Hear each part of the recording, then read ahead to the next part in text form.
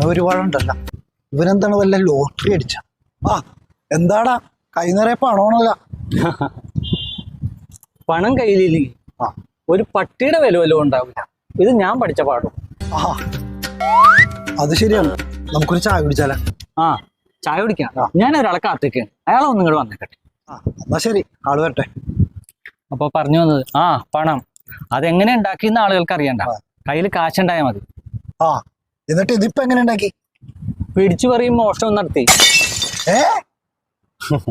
പേടിക്കണ്ട, എന്റെ ഭാര്യയുടെ കയ്യിൽ നിന്നാണ് പിടിച്ചു പറിച്ചത്. അവളറിയാതെ ഒരു വളയം മോഷ്ടിച്ച്. അത് ശരി. അപ്പേ എന്റെ വീട് താമസമാണ്. വരുന്ന മാസം 15-ാം തീയതി അങ്ങോട്ട് വന്നേക്കണം. വീട് താമസമാണ്? പെട്ടെന്നായില്ല. പെട്ടെന്നായി.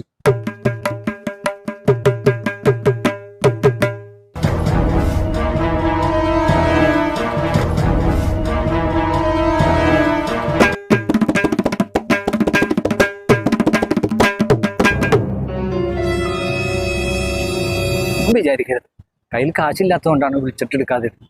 ദേ ഇത് പിടിക്ക്, ബാക്കി ഞാൻ എത്രയും പെട്ടെന്ന് തന്നു തീർക്കാം.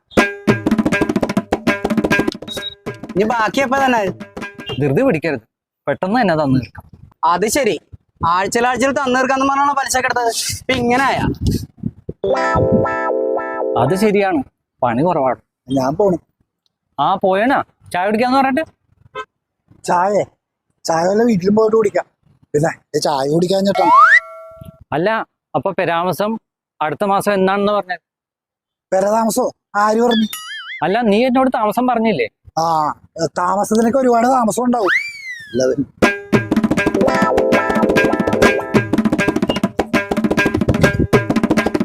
പ്രസാദേ ഒരു മിനിറ്റ്. എന്താ? അതെ, എന്റെ പെരതാമസമാണ് അടുത്ത മാസം 15-ാം തീയതി. നീ ഞങ്ങള് വന്നേക്കണം. അപ്പൊ നീ 100 താമസത്തിന് സമയം എടുക്കുന്നു പറഞ്ഞു? സാമ്പത്തിക ശേഷിയൊന്നും ഇല്ലാത്ത അവനോടൊന്നും പറയണമെന്നില്ല. നീ അങ്ങോട്ട് വന്നേക്കാം.